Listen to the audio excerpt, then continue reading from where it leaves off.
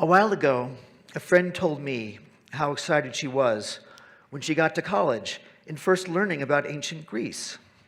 For her, the Greek polis seemed to embody a world that had those very things which modern life lacked: a sense of purpose and connection to a larger whole. The difficulty of translating polis flags the issue. The usual translation, city-state, attempts to capture the fact that political units around the size of Santa Fe were sovereign countries with their own armies and foreign policy. Citizens assembled to discuss not property tax rates or zoning, but issues that bore on the city's very existence. The state in city-state, however, is misleading because it implicitly presupposes the modern liberal distinction between state and society. Unlike the quasi-autonomy domains such as art, theater, the economy, and religion have from politics in each other in our world, in the ancient world, these were all mutually reinforcing parts of civic life.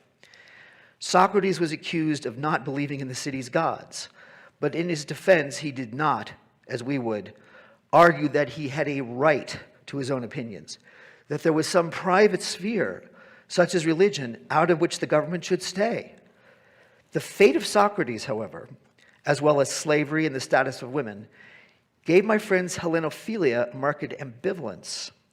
When pressed on these issues, she said that despite showing up the fragmentation, alienation, and aimlessness of the modern world, the polis was not a world to which we either could or even should want to return. We are all individuals now.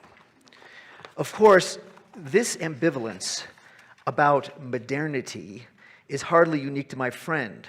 It has been a fundamental aspect of European civilization since at least 1754, when in his Discourse on Inequality, Rousseau distinguished the ancient citizen from the modern bourgeois, to the detriment of the latter. Rousseau gave powerful voice to this dissatisfaction, but he certainly did not cause it. It is an understandable human reaction, one probably at the roots of the feelings ranging from ambivalence to hostility that non-Western countries have about Westernization, however understood. Dissatisfaction with, or at least ambivalence about modernity, is part of modernity. The attempt to resolve that ambivalence and reconcile us to modernity lies at the center of Hegel's thought.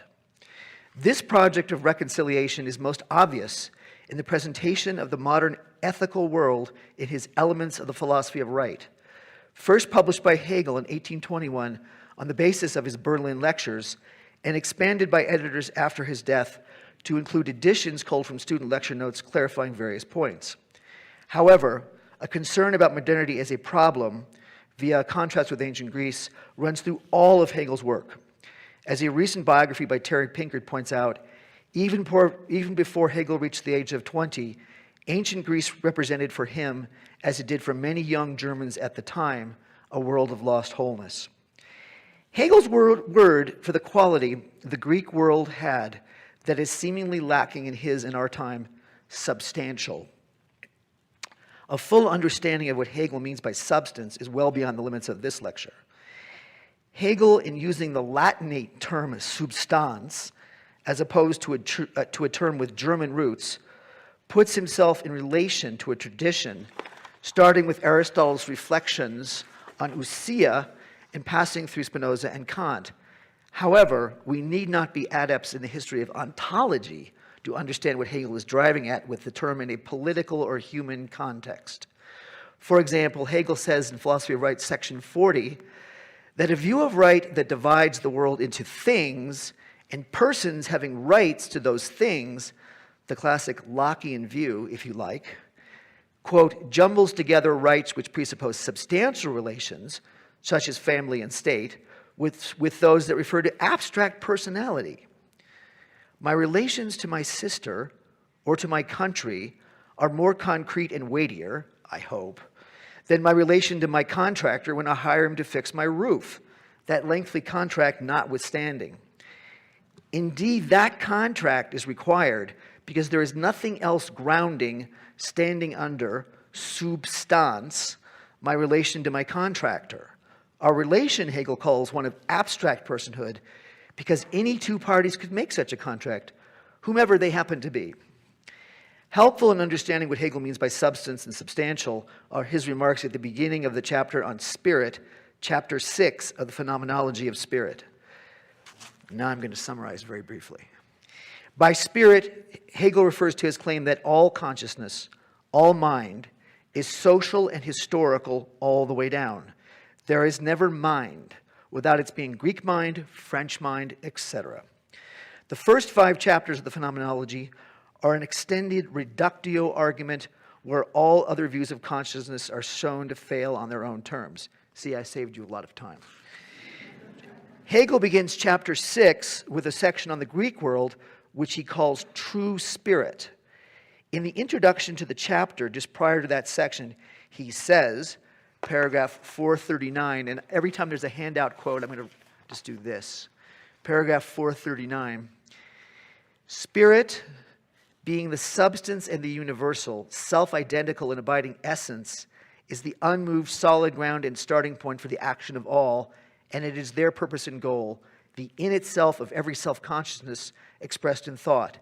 This substance is equally the universal work produced by the action of all, in each as their unity and identity, for it is the being for self, the self, action. In other words, Athens makes Athenians, and Athenians make Athens. For Hegel, the substantiality of the Greek ethical world was something the Greeks experienced immediately. In other words, without reflection or the giving of reasons.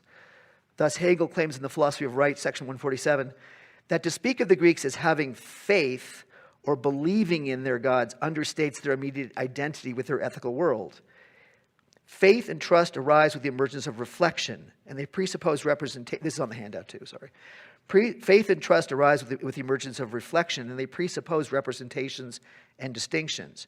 For example, to believe in pagan religion and to be a pagan are two different things. The Greeks did not believe in paganism. They were pagans.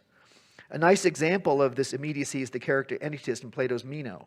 When Socrates asks him to whom one should go to become virtuous, Anytus responds irritably that any Athenian gentleman would be better than those who make a living claiming to teach such things, i.e. sophists. Anytus admits to never having met a sophist, but for Anytus, virtue is what virtuous people do. That Anytus is one of Socrates' accusers in the Apology only underscores the fact that the well-brought-up Athenian, as such, has no patience for those who ask what virtue is. For Hegel, substance and immediacy are hardly peculiar to the Greek world. It's the reverse. Greece is important because it is there that spirit experiences a decisive crisis or division, a crisis evident in the fate of Socrates, who has, quote, free infinite personality, unquote, as Hegel describes them in the preface to the Philosophy of Right, has no place in the Greek ethical world.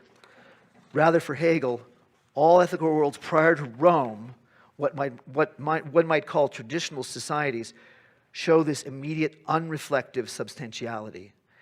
In his lectures on the philosophy of world history, Hegel infamously begins with, quote, the Oriental world, unquote, by which he means China, India, and the Persian Empire, which, quote, has as its inherent and distinctive principle the substantial, the prescriptive in morality.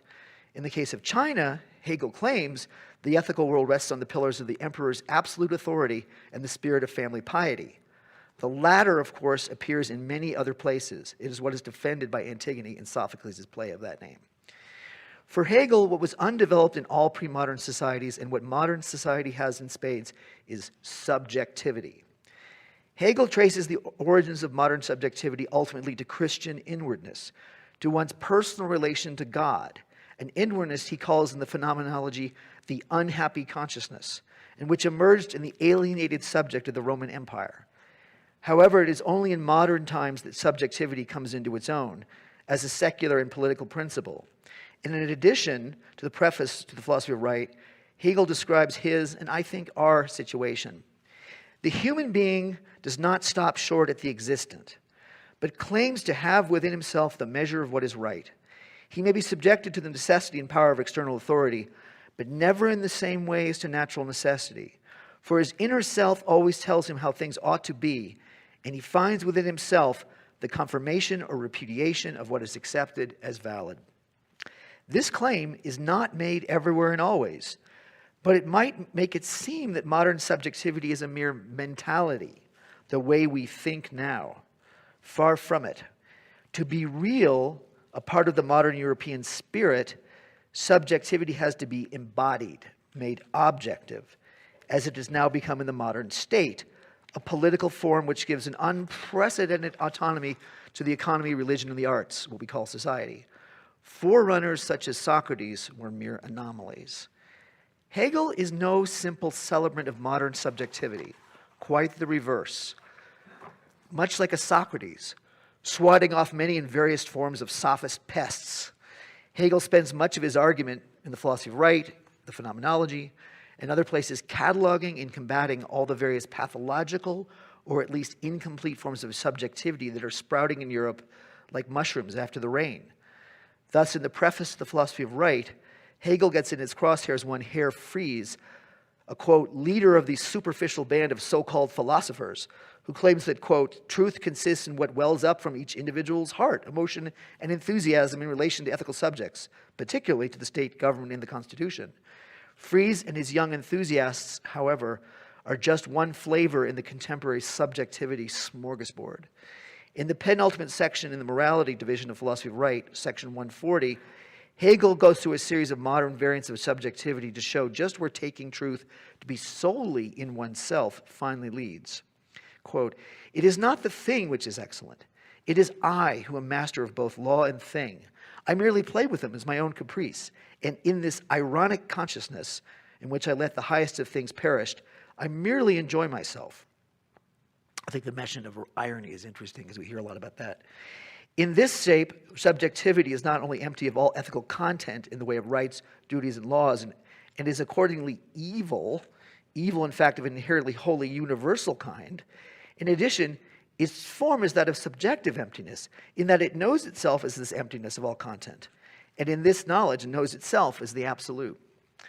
This concern about what we would call nihilism, what Hegel calls evil and absolute sophistry, section 140, are definitive of Hegel's entire philosophic effort to bring together substance and subject, as we might say, subjectivity and objectivity. As Hegel famously says in the preface, the phenomenology, in my view, which can be justified only by the exposition of the system itself, everything turns on grasping and expressing the true, not only as substance, but equally as subject. How then, in his political philosophy, does Hegel attempt a reconciliation between substance and subjectivity? To flesh this out, I shall focus on Hegel's treatment of the concept of personhood, Persönlichkeit. Please excuse my German. A notion whose Latin etymology points to its roots in Roman law, but which only comes into its own in modern times. First, I shall compare Hegel's discussion of personhood in the phenomenology of spirit with that in the first section of the philosophy of right, abstract right. While initially the latter treatment appears far more positive than the former, the differences are traceable to different manners of treatment rather than different evaluations, so I claim. Secondly, I shall look at the role personhood plays in Hegel's presentation of the concrete forms of modern society in the third and longest section of the philosophy of right, ethical life. Hegel confines the applicability of personhood to only one sphere of our common or ethical world, namely civil society, by which Hegel primarily means the economy, the world of property and contracts. For Hegel, civil society is bounded, crucially, below and above, as it were, by two other domains of our common existence, the family and the state, which are constituted by principles qualitatively different from and inherently more substantial than personhood. I shall conclude with a few thoughts about how successful Hegel's project is and what its relevance might be to our world. So first section, the origin and the ground of personhood, from the phenomenology to the philosophy of right. In the phenomenology, personhood first makes its appearance in a subsection entitled legal status, Rechtszustand, which comes at the end of the first major section of the spirit chapter. That's 6, part A, to spirit, the ethical world, die wahre Geist, die Sittlichkeit. This first section is largely devoted to ancient Greece because, as I've said, the polis is Hegel's model for what spirit is, namely a social world whose parts form a whole and to which the individual has a substantial relation. At the same time as the motion of world history shows, spirit is not static. Legal status, that's Roman numeral 6, big A, little c, marks the transition from the world of the Greek polis to that of Roman law, from citizens to subjects administered by a bureaucracy.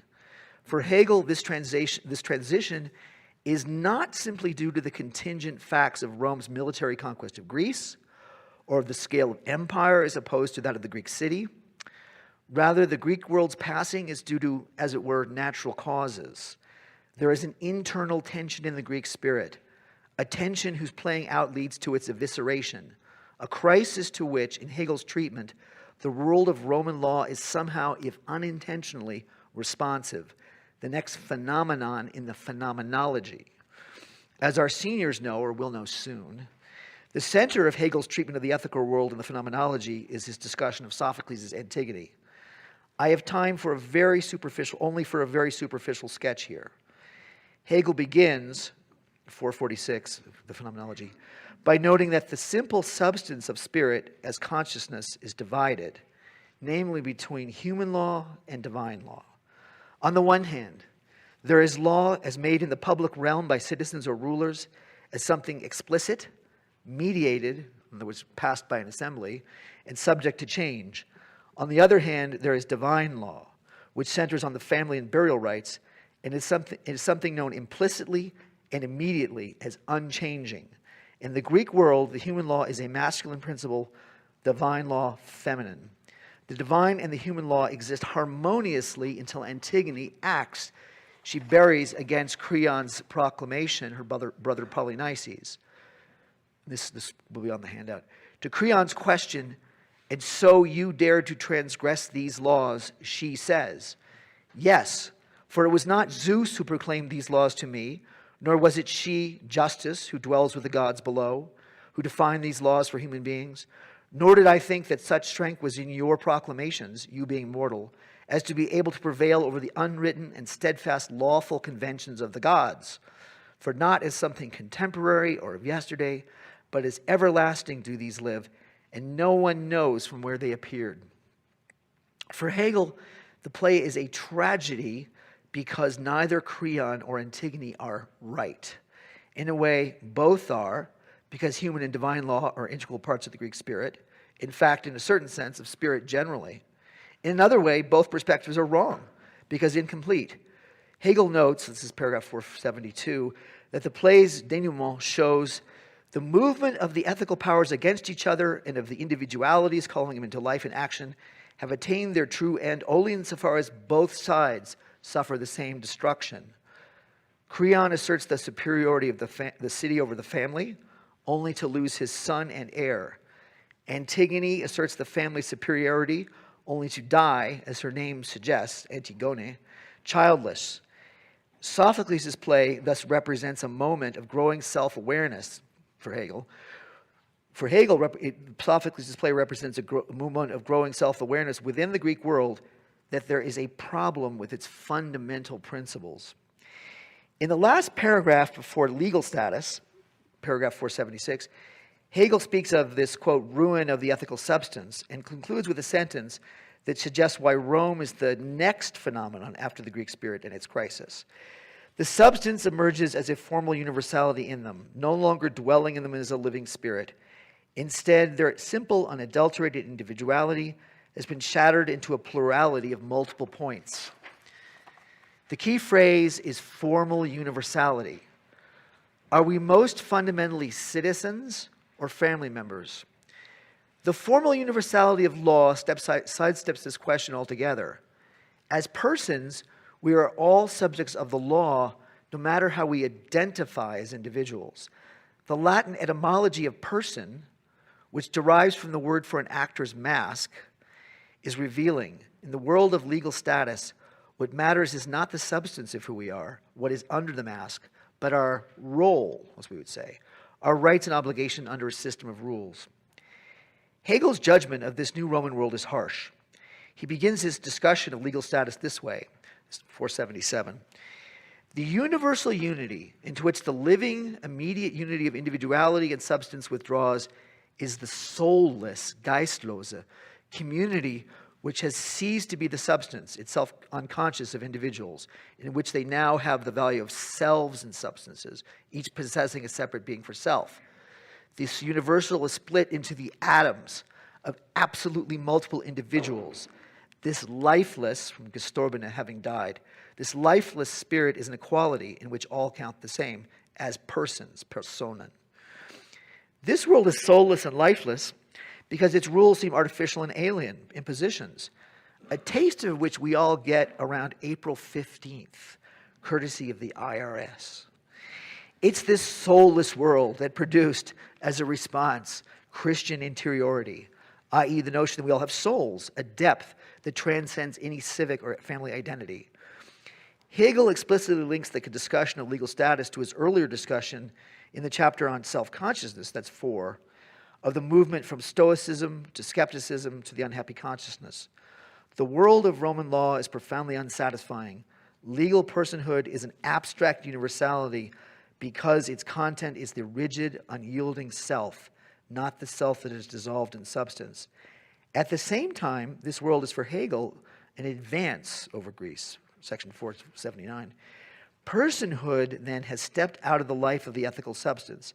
It is the independence of consciousness, an independence which is actual validity, die wirklich geltende Selbstständigkeit.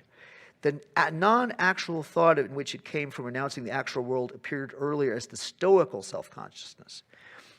It's one thing to be independent or free in thought, as the Stoic asserts. With Roman law comes the beginnings of an actual or embodied independence, one we will come to know as rights. As we shall see, however, for Hegel, our status as bearers of rights is hardly the full story of what we are. One aspect of Hegel's discussion in the Phenomenology, which reappears in the philosophy of right, is that personhood is fundamentally an economic understanding of the self. It is worth quoting paragraph 480 of the Phenomenology at some length. This is on the handout. For what counts as absolute essential being is self-consciousness as the sheer empty unit of the person.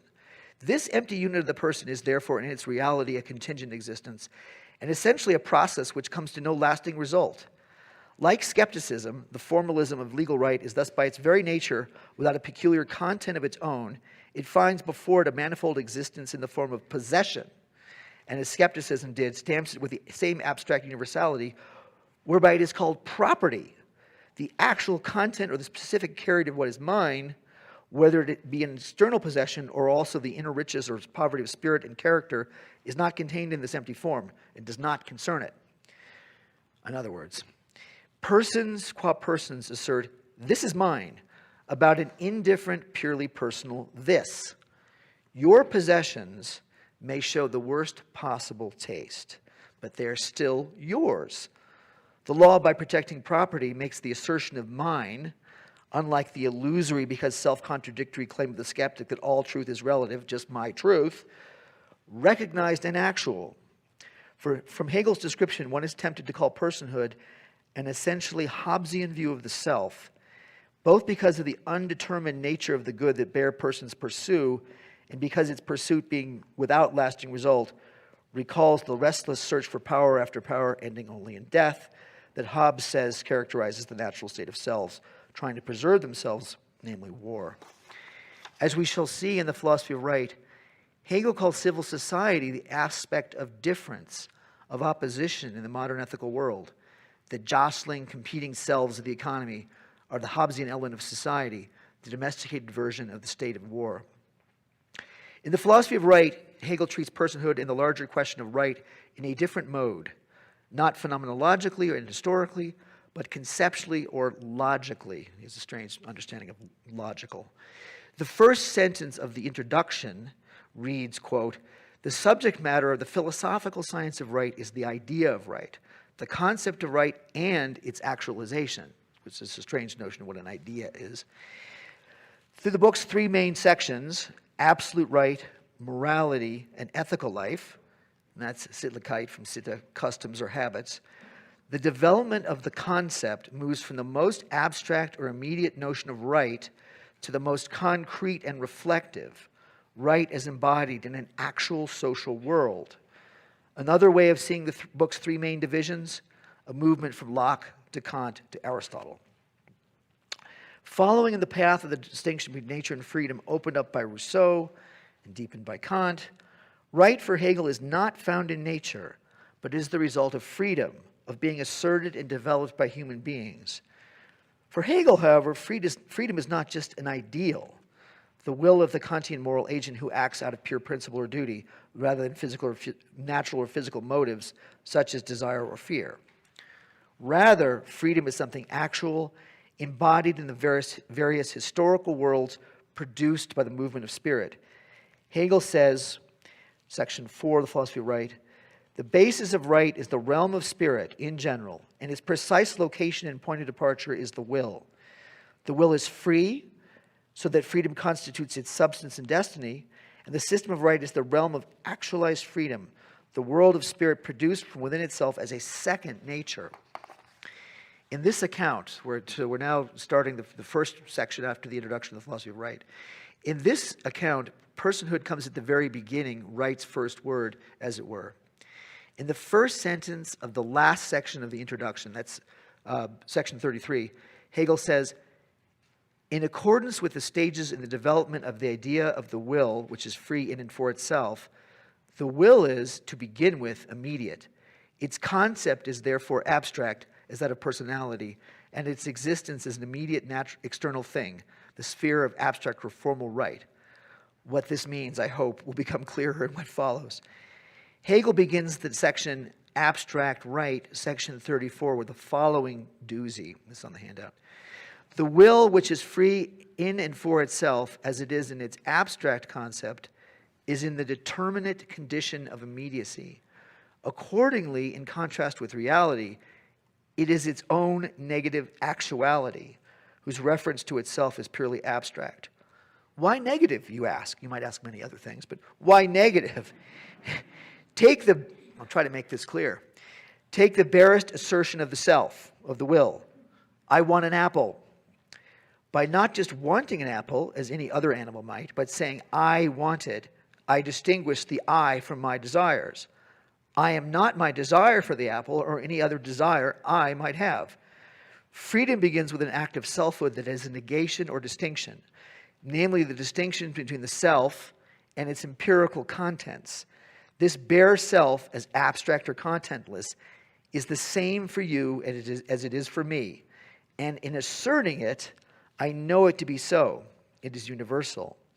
Thus Hegel can say, section 35, the universality of this will, which is free for itself, is formal universality. In other words, the will's self-consciousness, but otherwise contentless and simple reference to itself in its individuality. To this extent, the subject is a person. It is inherent in personality. That is, this person, I am completely determined in all respects, in my inner arbitrary will, drive, and desire, as well as in my relation to my immediate external existence. And that I am finite, yet totally pure self-reference, and thus know myself in my finitude as infinite, universal, and free. Personality begins only at that point where the subject has a consciousness of itself as a completely abstract I in which all concrete limitation and validity are negated and invalidated. So that's a hard paragraph. In the addition to 35, the point is made more simply. The person is essentially different from the subject, for the subject is only the possibility of personality, since any living thing, whatever, is a subject. A person is therefore a subject which is aware of this subjectivity. With this self-awareness, by saying I, human beings as persons even surpass nature. The addition continues. As this person, I know myself as free in myself, and I can abstract from everything. And yet as this person, I am something wholly determinate. Personality is thus at the same time the sublime and the wholly ordinary. It contains this unity of the infinite and the utterly finite, of the determined boundary and the completely unbounded. The supreme achievement of the person is to support this contradiction, which nothing in the natural realm contains or could endure. To sum up, in section 35, Hegel explicates personhood as subjectivity's reflection turning back on itself.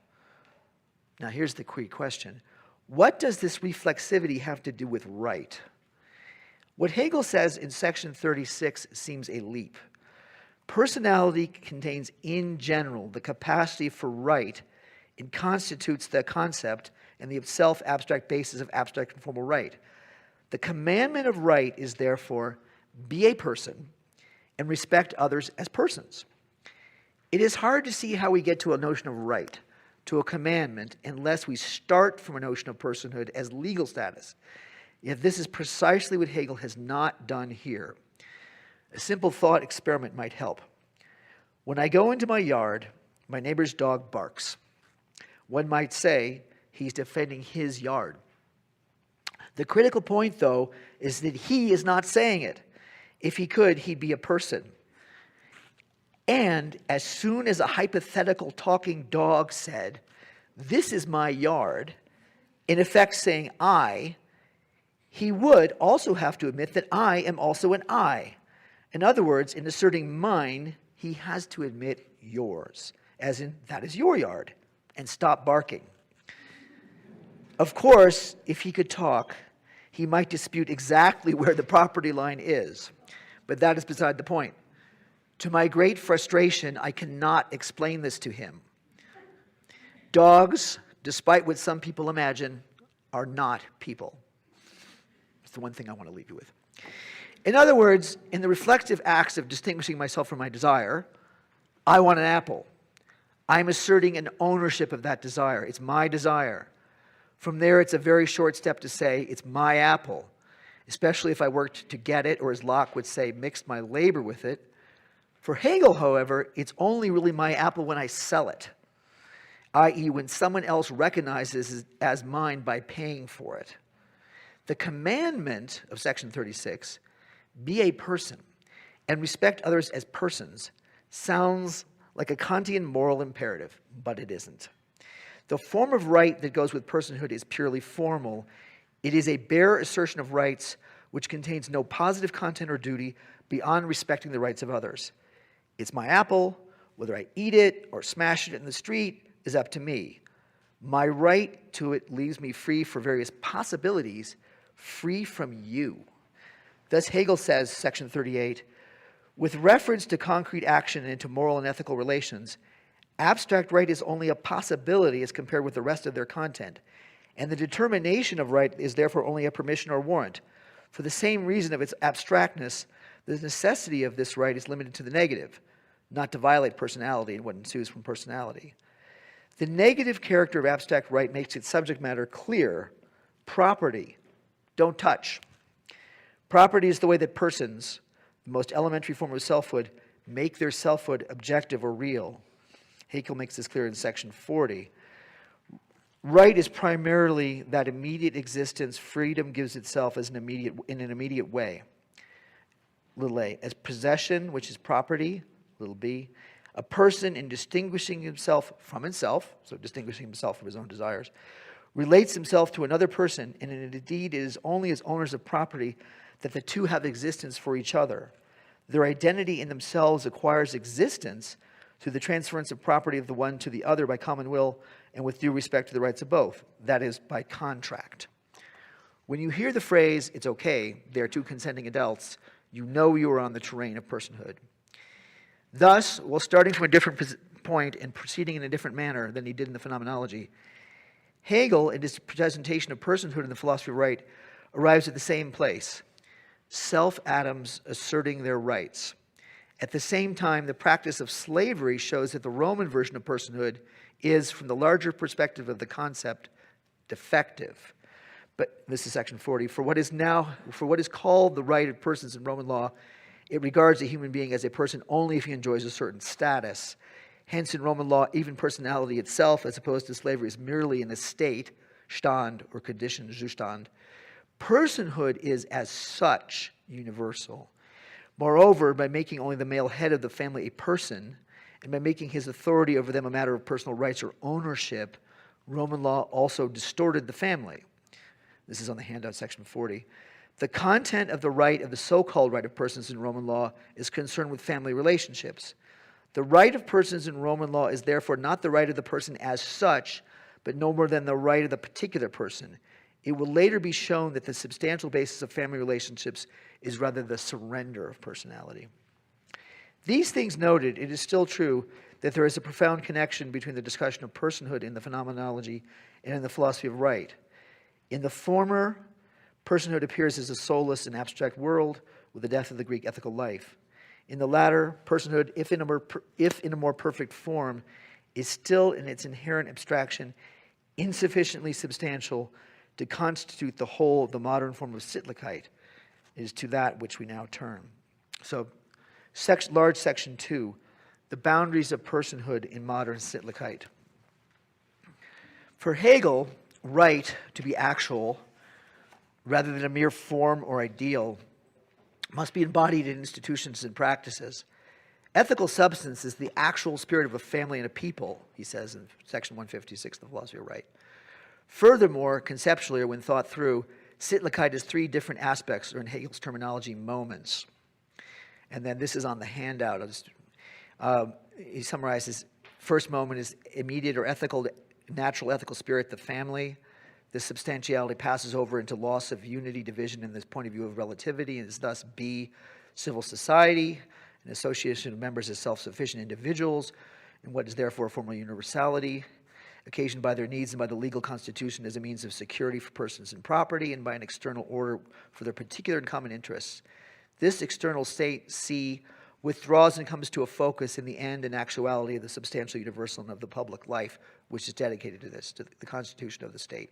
We'll have to figure out what all these things mean. The important point here is that in the ethical world, civil society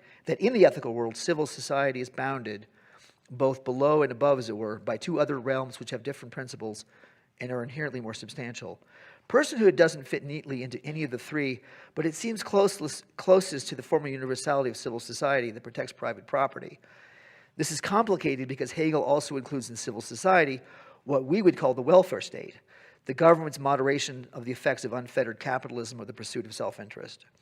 The affinity between the universal notion of the person and economics explains a curious remark of Hegel's. He says that it is only in the context of the system of needs, the economy, that he will refer to human beings. The implication, I think, is that the family and the state are more concrete realms than civil society.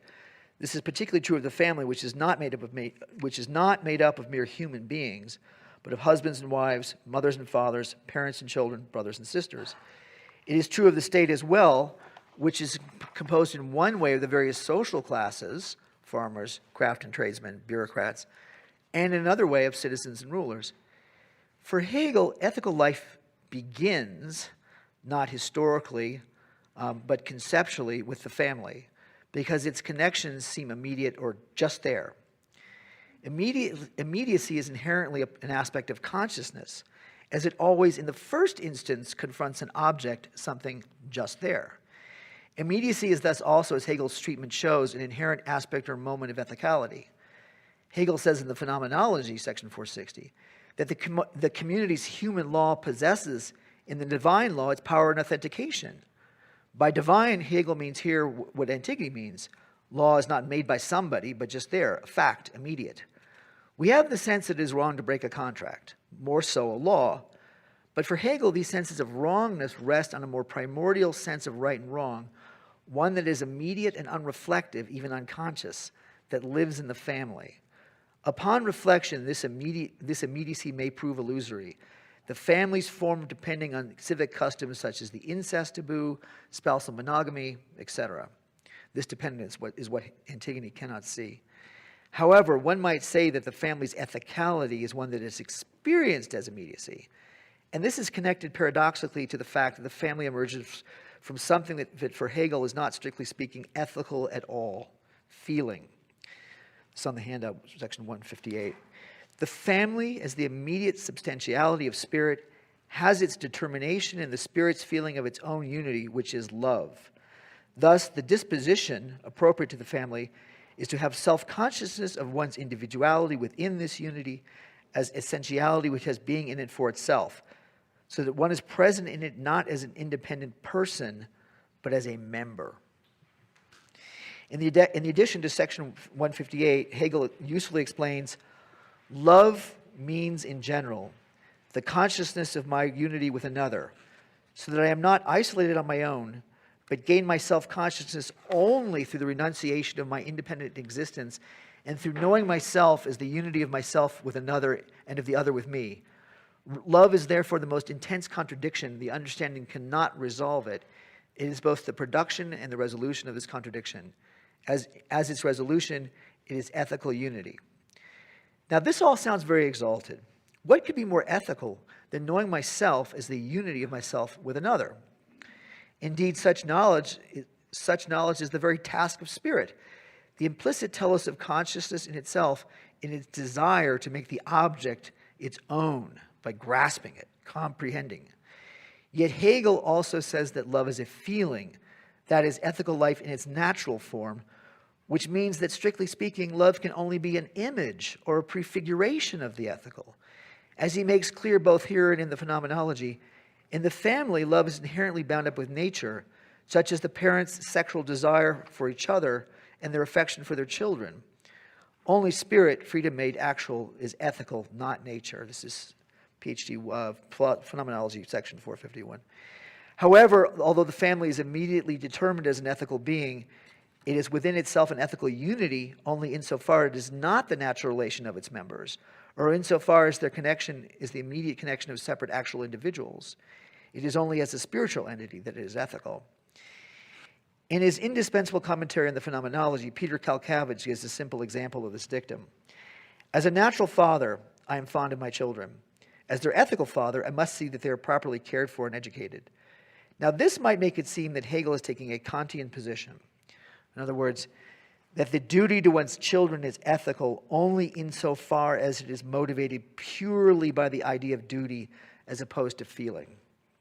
Yet, and this is a long story, Hegel's entire practical philosophy is an extended critique of this Kantian view.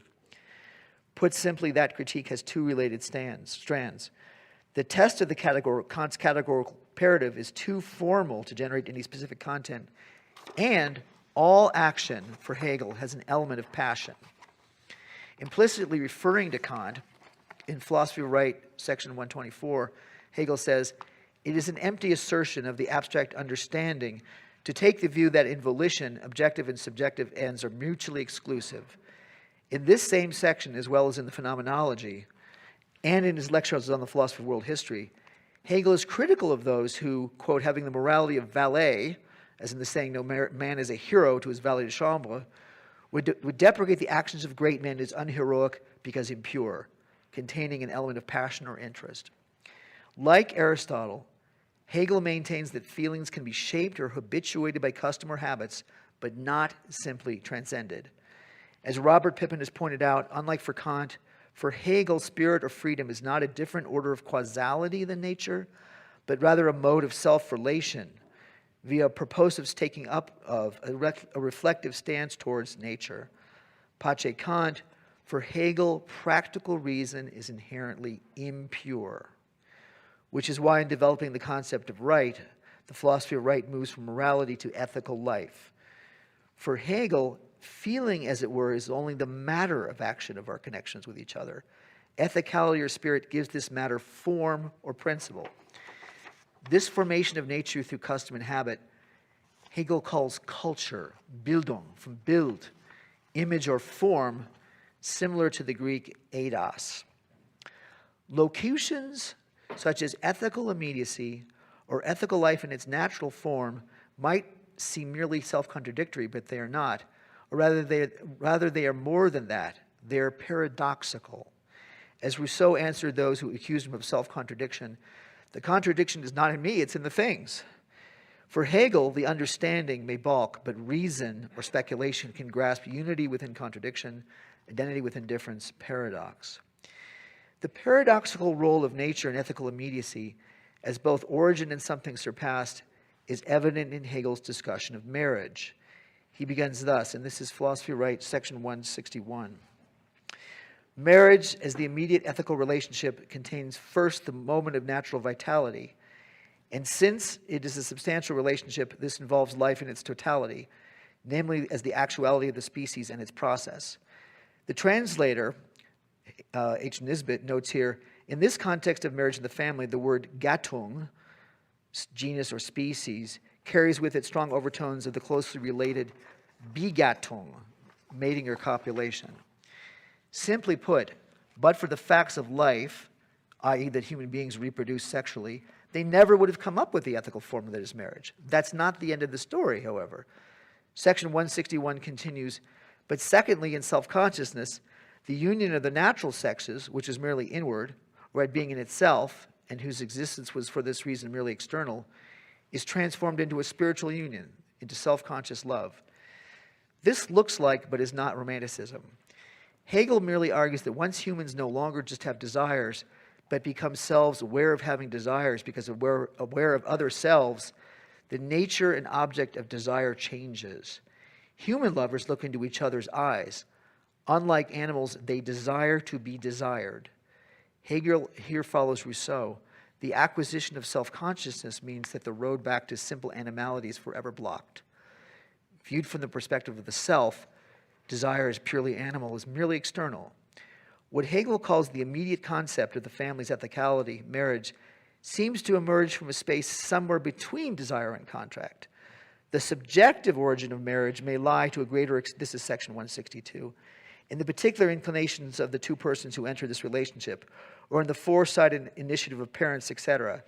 But in its objective origin, it is the free consent of persons concerned, and in particular, their concern to constitute a single person and to give up their individual personalities within this union. In this respect, their union is a self-limitation, but since they obtain their substantial self-consciousness within it, it is in fact their liberation. I think I might have to skip some things. I'm running out of time. Well. 3 points bear fleshing out. First, the contrast here between subjective and objective recalls that between subject and substance. Hegel says here that as an objective determination, marriage is an ethical duty, but that aspect coexists with its subjective aspect. More pointedly, Hegel makes it clear that ethical or spiritual does not mean separate from the sexual. Those who understand these as separate are limited by a, quote, monastic attitude, unquote, asserting, quote, what is falsely called platonic love, which mistakenly views the moment of natural life as utterly negative. Marriage is the result of this combination of subjective and objective, a consciousness of this union as a substantial end, and hence in love, trust, and sharing of the whole existence. Secondly, the contrast between subjective and objective in marriage is, as it were, recapitulated within the subjective or external side, where it seems Hegel tries to find a middle. At one extreme, that of a low level of development, Bildung, of reflective thought, marriages were arranged. But at the other extreme, it is the mutual inclination of the two persons. In the addition to 162, this contrast of extremes is sharpened. Among those peoples who hold the female sex in little respect, the parents arrange marriages arbitrarily, without consulting the individuals concerned. The latter accept this arrangement, since the particularity of feeling makes no claims for itself as yet. In modern times, on the other hand, the subjective origin of marriage, the state of being in love, is regarded as the only important factor. Here it is imagined that one each must wait until his hour has struck, and that one can give one's love only to a specific individual. Hegel's tone here shows his typical ambivalence about modern times, as does this remark in the body of 162, which highlights Hegel's concern about the problematic status of Sittlichkeit in modernity. In those modern dramas and other artistic presentations in which love between the sexes is the basic interest, we encounter a pervasive element of frostiness, which is brought into the heat of passion such works portray by the total contingency associated with it. For the whole interest is represented as resting solely upon these particular individuals. That well may be of infinite importance for them, but it is no such importance in itself. What does Hegel mean by contingency? Harry might never have met Sally. While not an advocate of arranged marriage, Hegel seems worried that the pendulum has swung too far in the other direction. This concern about the contemporary primacy given to love and feeling shows up in his remarks about divorce in the addition to 163. Since marriage contains the moment of feeling, it is not absolute but unstable, and has within it the possibility of dissolution. But all legislations must make such dissolution as difficult as possible and uphold the right of ethics against caprice. For Hegel, divorce should be hard. To divorce a union that is sittlich, ethical, The fact that we are no longer in love should not suffice, and until recently it didn't. The objective side of marriage is also the reason it traditionally was held in the church, but this aspect is far older than Christianity. Section 163. Viewed in a shape appropriate to representational thought, this spirit has been venerated as the penates, etc., and in general it is this spirit that the religious character of marriage and the family piety is embodied. We are now mostly unsure about why marriage is held in a church, and often use words such as commitment when speaking about its basis, both signs of the advance of Persönlichkeit. Third, the phrase free consent of the persons involved makes it sound like Hegel views marriage as a contract, and it is, but of a most peculiar kind, one that surpasses itself because it is substantial. For the precise nature, this is 162, for the precise nature of marriage is to begin from the point of view of contract, that of individual personality as a self-sufficient unit, in order to supersede it. That identification of personalities whereby the family is a single person and its members are its accident is the ethical spirit. Okay, let me skip a little bit. For Hegel, one key and now controversial aspect of marriage that makes it substantial, more than a contract between a party of the first part and a party of the second part, is that it is a whole rather than a mere aggregate, internally differentiated. Marriage for Hegel is between two people with essentially different and complementary characteristics, namely a man and a woman. To be fully actual, their substantial unity depends for Hegel on a third thing, the issue of a child. However, for Hegel, what we now call gender is far from being a simple natural fact. It is a part of spirit. As we saw in the section on true spirit and the phenomenology, simple substance equally exhibits in its own self the nature of consciousness, that is, to create distinctions within itself. It thus splits up into distinct ethical substances, into a human and divine law. Similarly, this self-consciousness confronting the substance assigns to itself, according to its essence, one of these powers. What does this last obscure sentence mean? What is this assigning, and what is its basis according to its essence? The subsequent discussion makes some of this a little more clear. The assignment is gender. When the young man leaves the family, the realm of ethical immediacy for the public or political world, this is section 459, this is of the phenomenology, he passes from the divine law in whose sphere he had lived over to the human law, but the sister becomes, the wife remains, the head of the household and the guardian of the divine law. In this way, the two sexes overcome their merely natural being and appear in their ethical significance as diverse beings who share between them the two distinctions belonging to the ethical substance. These two universal beings of the ethical world have therefore their specific individuality and naturally distinct self-consciousnesses. The ethical spirit is the immediate unity of the substance with self-consciousness, an immediacy which appears, therefore, both from the side of reality and of difference, as the existence of a natural difference. Contemporary commentators tend to seize on the appears in that last sentence, and argue that what Hegel means by nature and natural difference are simply what the individuals in a particular historical spiritual world take to be such. It is their mistaken view that their relations are based on some immediately available truth. This view, while having some truth and consistent with contemporary sensibilities, sidesteps too neatly a very vexed question, how Hegel understands the status of nature. Erscheinen, appearance, is not scheinen, mere deceptive seeming. The phenomena of the phenomenology are appearances, from phino, appear, one-sided to be sure of the truth. Admittedly, gender, appearing immediately in spirit as an essential or simple natural difference, oversimplifies. This moment loses both the indeterminateness which it still had there and the contingent diversity of aptitudes and capacities. Still, retail is one thing, wholesale another. If society makes men and women more different than they are by nature, where there is a contingent diversity of aptitudes and capacities, for Hegel they are still by nature, on the whole, different. While nature appears differently in different historical spiritual worlds, these appearances are all appearances of something. Times change, but nature persists somehow as the matter conditioning the form of spirit takes in the practical world. Thus, for Hegel, it seems that nature or sex has, as it were, a continuing gravitational pull on the differences spirit posits within itself, namely gender. In speaking of gender as assigned, Hegel is the ancestor of contemporary feminism. In maintaining the mysterious persistence of nature, he is its public enemy number one. The persistence of nature is implicit in how closely the conceptual treatment of the family in the philosophy of right tracks the more historical discussion of Antigone in the phenomenology.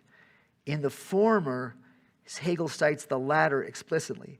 The difference between husband and wife in the philosophy of right is not identical with the tragic antithesis between Creon and Antigone. But the modern difference is not totally different from ancient difference. Here is how Hegel sets out what are called the roles of man and woman in the family. This will be hard to hear.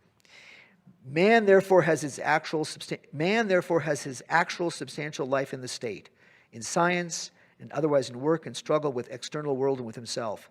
That it is only through his division that he fights his way to self-sufficient unity with himself. In the family, he has a peaceful intuition of this unity and an emotive and subjective ethical life. Woman, however, has her substantial vocation in the family, and her ethical disposition consists in this family piety. This description now seems like both ancient history and only yesterday. How much of this too, whether all of it will, in fact, how much of it will pass, is the question of the hour. Hegel, in effect, places the entire burden of there even being a sphere of ethical immediacy distinct from the civil society entirely upon women. Without Penelope's fidelity, Odysseus would have no home to which to return. I'm going to say a few words about the state, and this would be much briefer. If the family provides a kind of floor underlying the impersonal relations that characterize civil society, the state, the third division of ethical life, is the ceiling, Sittlichkeit's architectonic principle and guiding end. What Hegel means by the state is a huge topic. I limit myself to a few brief remarks. First, contra Locke, for Hegel, the state should not be understood as a contract made between individuals in a state of nature for the securing of their rights against each other. A state of nature does not and cannot exist because the individual is already by nature a citizen. Put more precisely, individuality as a reality depends on a certain kind of political order, namely a modern one, in which state and society are distinct. Civil society, this is should be on the handout. Civil society is the stage of difference which intervenes between family and the state, even if its full development occurs later than that of the state. For as difference, it presupposes the state, which it must have before it as a self-sufficient entity in order to subsist itself. Besides, the creation of civil society belongs to the modern world, which for the first time allows all determinations of the idea to attain their rights. If the state is represented as a unity of different persons, as a unity which is merely a community of interest, this applies only to the determination of civil society. Secondly, the state's higher unity, which encompasses the moments of immediate unity, the family and different civil society, this unity is not for Hegel based upon feeling, love, or any family-like notion such as common descent or ethnicity. That's very important, I think, for Hegel. The state for Hegel has a rational basis. To be affirmed, it must be understood, which is why Hegel thinks most people will find themselves not in it, but in the family, the profession and or religion. The Constitution and laws are the self-conscious articulation and ground of what we in fact always are, members of a whole or spirit. Thirdly, the state for Hegel is necessarily one of many states. On the question of universality, there is a fundamental divide between theory and practice. This is Philosophy of Right, section 209. It is a part of education, of thinking as consciousness of the individual in the form of universality, that I am apprehended as a universal person, in which respect all are identical. A human being counts as such because he is a human being, not because he is a Jew, Catholic, Protestant, German, Italian, etc. This consciousness, which is the aim of thought, is of infinite importance, and it is inadequate only if it adopts a fixed position, for example, as cosmopolitanism, in opposition to the concrete life of the state. Hegel rejects cosmopolitanism, the view that I am a citizen of the world, because the state, as right made actual, concrete, or embodied, contains logically an element of particularity. But Hegel goes farther than that, maintaining that war should not be regarded as an absolute evil, as a purely external contingency. This limited praise of war forms part of his critique of classical liberal social contract theory. It is a grave miscalculation if the state, which requires this sacrifice, is simply equated with civil society, and if its ultimate end is seen merely as the security of the life and property of individuals. For this security cannot be achieved by the sacrifice of what is supposed to be secured. In his remarks on war and the philosophy of right, Hegel develops a thought that he has stated in the Phenomenology. For the community as a nation is itself an individuality, and essentially is only such for itself by other individualities being for it, by excluding them from itself and knowing itself to be independent of them. The negative side of the community, suppressing into isolation of individuals within it, but spontaneously active in an outward direction, finds its weapons in individuality. War is the spirit and the form in which the essential moment of the ethical substance, the absolute freedom of the ethical self from every existential form, is present in its actual and authentic existence. War is certainly an assertion of the state's individuality and reigns in the atomizing tendencies of civil society. But what does Hegel think is ethical about that? It turns out that for Hegel, what gives war an ethical aspect is the sacrifice of life and property which war requires. These goods, as, quote, finite and transient, are contingent, subject to necessity, to nature. But, Hegel claims, section 324, in the ethical essence of the state, nature is deprived of this power, and necessity is elevated to a work of freedom, to something ethical in character. The analysis of war in Philosophy of Right, section 324, parallels his analysis of burial in the Phenomenology, and culminates with a dig at Kant's essay, Perpetual Peace. Quote, war is that condition in which the vanity of temporal things and temporal goods, which tends at other times to be merely a pious phrase, takes on serious significance, and it is accordingly the moment in which the ideality of the particular attains its right and becomes actuality. The higher significance of war is that through its agency, as I have said on another occasion, says Hegel, the ethical life of nations is preserved in their indifference towards the permanence of finite determinacies, just as the movement of the winds preserves the sea from that of stagnation, which a lasting, not to say perpetual peace would produce among nations. In the addition, Kant is mentioned explicitly. Kant proposed a league of sovereigns to settle disputes between states, but the state is an individual, a negation, and an essential moment of individuality. Thus, even if a number of states join together as a family, this league in its individuality must generate opposition and create an enemy. Here, Hegel also argues that in a condition of peace, the particularities of civil society become rigid and ossified. War is, in effect, part of the life cycle of the body politic, occasionally necessary for it to be a body at all. The unity of the body is essential to the health. If its parts grow internally hard, the result is death. Okay, I'm way over. I think I'll end here. I had some thoughts to say about the contemporary world, but maybe we can bring them up in the Q&A. I don't know. If people could stand 5 or 10 more minutes, what do people want? Really? Yeah. Sorry? 6 minutes over? No, carry on. Okay. It's short. It's really short. It's where all the juicy stuff is. All right. Conclusion. Where are we now? In the animated montage of the opening credits of the TV series Mad Men, an office, see, I told you, an office and its furnishings dissolve, and a man in silhouette falls between the concrete canyons of Manhattan skyscrapers. This sense of groundlessness, of lack of substance, is the theme of the show. Not only is the identity of the main protagonist, Donald Draper, based on a lie, in almost all the marriages depicted, infidelity and divorce are rampant, as self-atoms fly off on their centrifugal paths to go bump in the night. The show is set in the advertising world of the 1960s, but its popularity suggests that it hits a contemporary nerve. This current sense of lack of substance is hardly confined to the United States. One sees it, for example, in the works of the French novelist Michel Houellebecq, whose elementary particles are likewise descendants of the same atomicity that Hegel found in ancient Rome. Given how far we are from the vision of Sittlichkeit Hegel lays out in the Philosophy of Right, it might very well seem that his project of reconciling subjectivity and substance is a colossal failure. It might, however, be a very instructive failure. In the past, Hegel was often vilified by superficial commentators as a source of both extreme right and left, of Marxism and fascism. Contemporary scholars now see Hegel as a man of the center, a friendly corrector of liberalism, if not its enemy. Yet we seem to be living in a time where, as Yeats put it in The Second Coming, the center cannot hold. At the moment, the politics of the United States and other Western countries seem to be caught, once again, in a gyre of ever-widening partisanship. A reconsideration of Hegel's thought might prove useful in identifying just who the two parties are. In section 125 of The Gay Science, Nietzsche announces through the madmen the death of God. What we are in the West are seeing today, and perhaps have been seeing ever since World War I, is the death of Hegel, where the two sides of the political world divide up the body between them.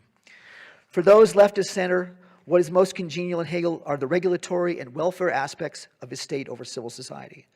Poverty, Hegel notes, is a particularly intractable problem in modern society, the unfortunate result of the workings of the economy, of individuals pursuing their interests. Therefore, quote, public conditions should be regarded as all the more perfect to the degree that the alleviation of poverty is not left to individual charity, but becomes a matter of state concern.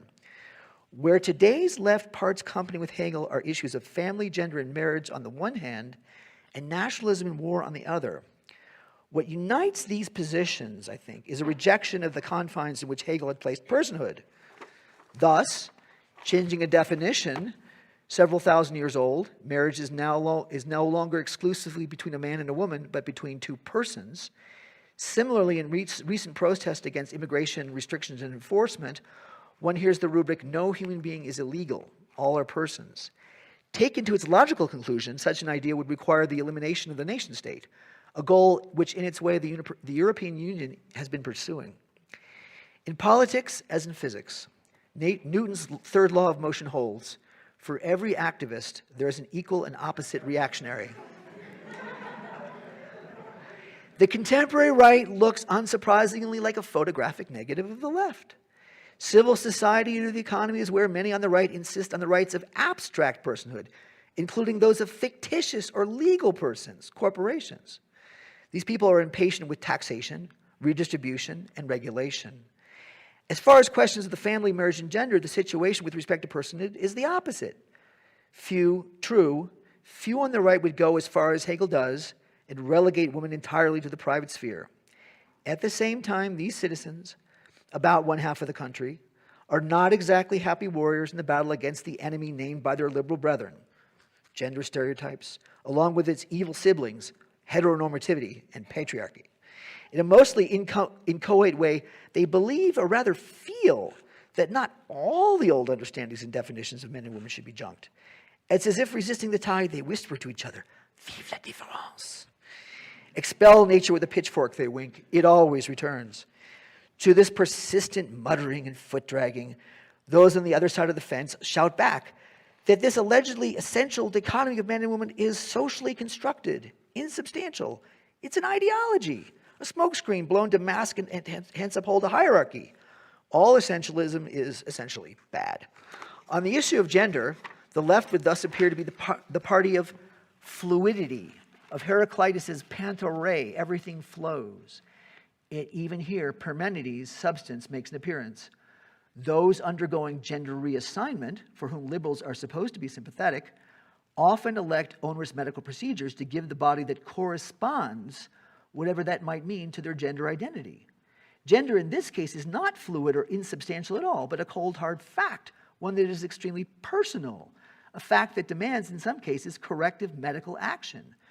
The antinomy between left and right on the question of gender, fluidity versus fixity, is thus contained in a different form, even on one side.